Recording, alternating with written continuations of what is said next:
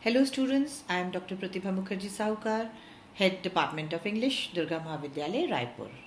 This is my second video lecture, and in this lecture I would be teaching you William Wordsworth's Daffodils. I would also like to point it out to you at the very beginning that Daffodils is also known by the very first line of the poem, and that is, I wandered lonely as a cloud. Before going into the details of the poem, let me first introduce you to William Wordsworth very briefly. William Wordsworth is regarded as the greatest poet of nature of the Romantic period. And as we would be doing Coleridge's Frost at Midnight in another video, it would be very relevant here to tell you that in English literature, the most important Romantic poets were William Wordsworth and Samuel Taylor Coleridge. Now, they became known as the Lake Poets, named after the lake districts to which they belonged to. They lived there. This poem was inspired by an occasion on April 15th, 1802, when Wordsworth and his sister came along a long band of these beautiful flowers along the bank of a lake called Wordsworth in the Lake Districts. When they were coming back to Grashmere, both Wordsworth and Dorothy were mesmerized by the beauty of the daffodils, which were fluttering and dancing in the light breeze that was blowing. Inspired by this beautiful spectacle, Wordsworth composed the poem in 1804, and then of course he published it in 1807. When we call Wordsworth a priest of nature or a worshipper of nature, it is very true because nature in all its complexities is the pivotal theme of Wordsworth's poetry. Now, this is because even as a boy, Wordsworth spent many hours roaming about, wandering in the hills and the woods and the groves that prepared him for his principal achievements in his life, namely the production of some of the finest poetry of nature. Wordsworth is a poet of nature not merely because he loved nature more than other poets, please remember this, but because he raised his love of nature to the sublimity of spiritual devotion. He had also a philosophy of virtue and function of nature in the universe and in relation to man. It was his deepest feeling and faith based on his experience and not some result of scientific or logical proof. In the poem Daffodils, Wordsworth shows how the beauty of nature gives joy not only when he sees it, but also when he remembers it. The first three stanzas can be clubbed together to describe how the poet felt in the very first moment when he chanced upon the daffodils, and the last stanza shows how the memory of that scene subsequently affected him. See, in both instances, the poet feels lonesome and experiences seclusion, but each time it is the daffodils, the sight of the daffodils or the remembrance of the daffodils that gives him the pleasure, delight and gratification. Now, the question arises as to who is the voice in the poem. According to me, Wordsworth and his love of nature is the voice in the poem. I would like to read the first stanza to you. The first stanza goes like this. I wandered lonely as a cloud that floats on high over vales and hills, when all at once I saw a crowd, a host of golden daffodils, beside the lake, beneath the trees, fluttering and dancing in the breeze. The first line of the poem describes how the poet first saw the daffodils, the poet was wandering over the hills and valleys, all alone, and he was feeling very lonely. He uses the term wandered to highlight the aimlessness and the purposeless manner of his walking. He compares himself to what? He compares himself to the solitary piece of cloud that floats over the hills and valleys. What does he say? He says, when all at once I saw a crowd, a host of golden daffodils, all of a sudden.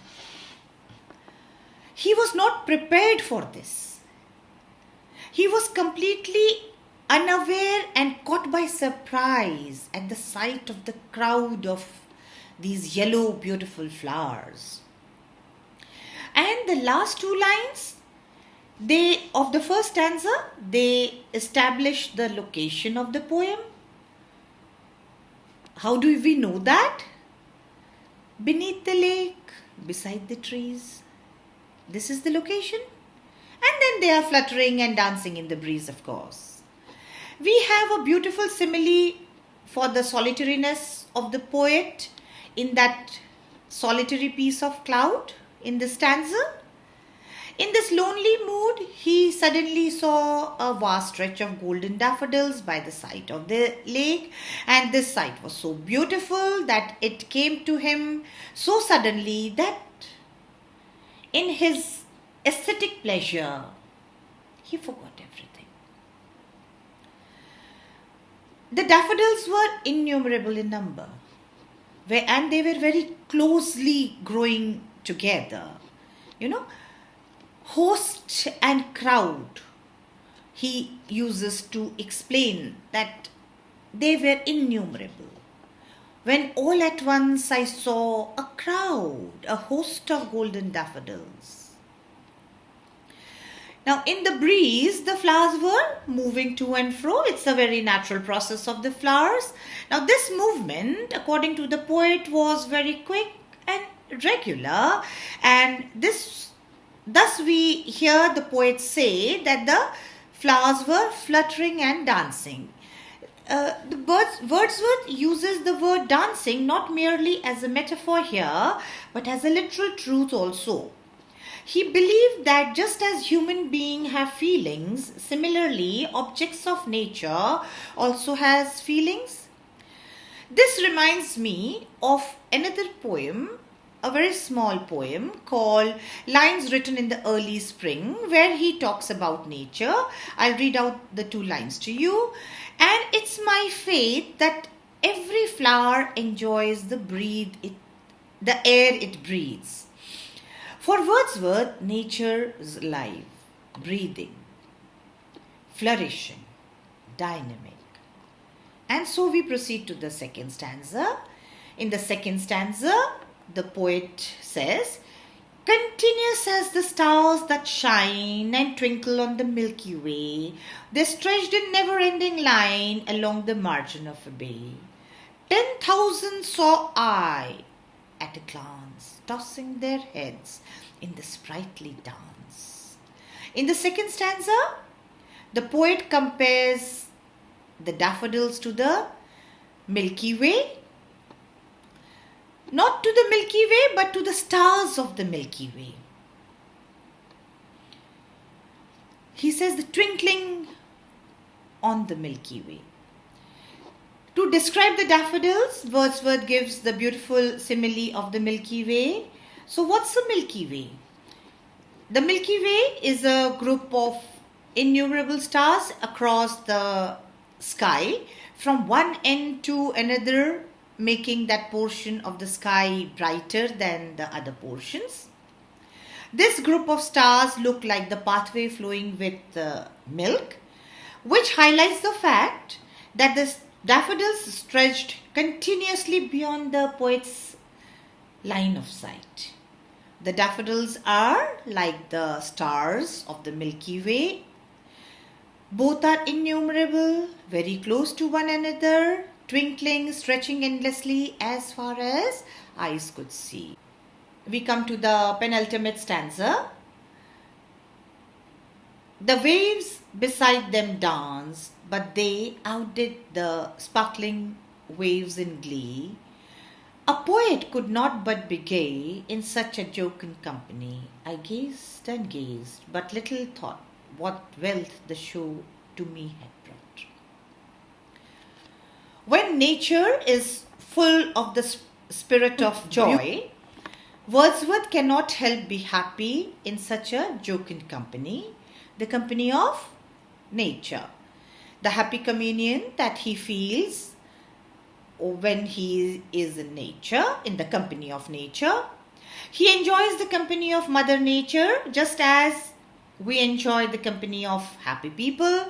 Wordsworth's philosophy of nature is beautifully epitomized in another of his poem, Tinton Abbey, where the poet traces the development of his love of nature. I'll just read 2 lines of the famous Tinton Abbey for you to understand that why I said that nature was Mother Nature to him.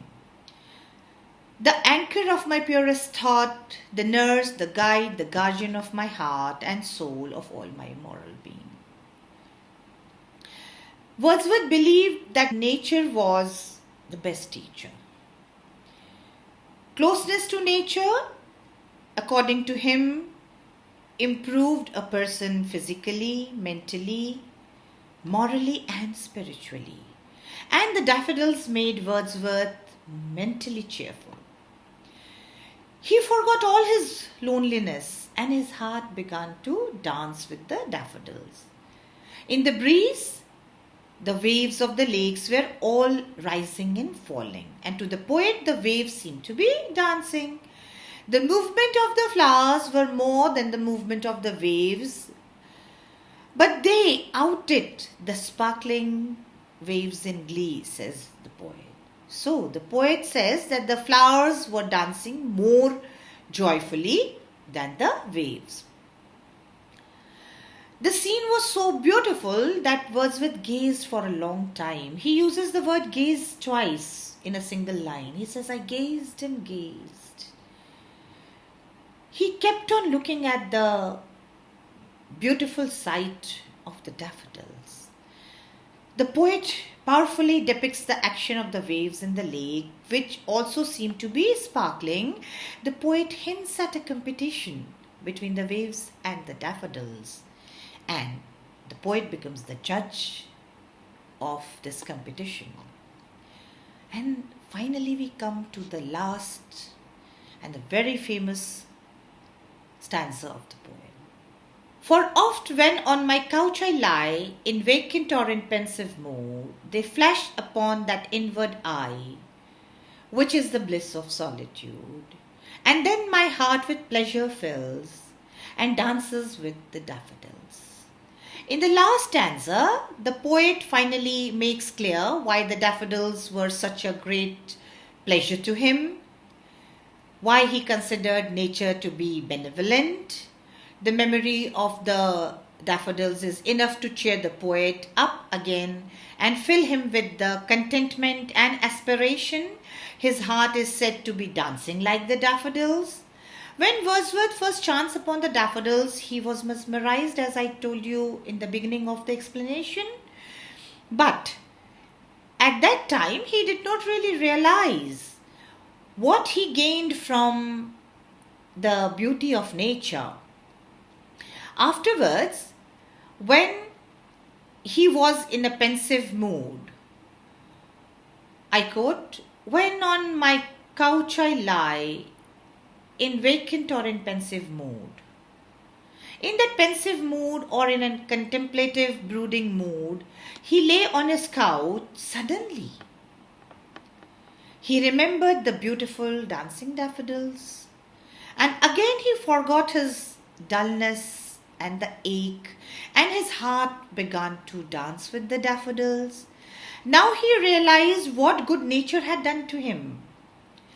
Beauty and joy in the nature gave him joy and happiness.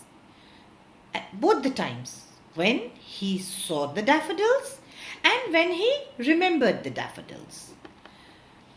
Once again, I reiterate what I told you earlier. The poem has two sections. The first three stanzas together is of the moment, and the last stanza is that of the memory of the scene which subsequently affected him. In both instances, the poet feels lonely, as stated in the first line of the first stanza, and he experiences solitude, as expressed in the fourth line of the last stanza. But each time, the daffodils gives him pleasure, directly and indirectly. The scene also retains a kind of freshness and an ability to surprise. Wordsworth is saying he came upon the daffodils all at once, suddenly, very unexpectedly, and later the daffodils' memory comes to him in a flash. He comes upon the daffodils all at once. The memories come to him in a flash. Nature tiptoed and caught him unaware. In conclusion, I would like to say, however, there are some differences between the two experiences. When Wordsworth first sees the daffodils, he is overwhelmed by the sight and the spontaneity of the moment. He does not recognize how precious the experience truly is. By contrast, the memory of the event may not be intense, but the poet is now more self-conscious. He knows now what wealth the show had brought. There is a seamless integration of the moment from the first three stanzas to the last one. Becoming more self-aware, the poet continues to find joy in nature and makes the poetic process seem effortless and spontaneous. I hope you understood and enjoyed the lecture. Meet you again soon. Thank you.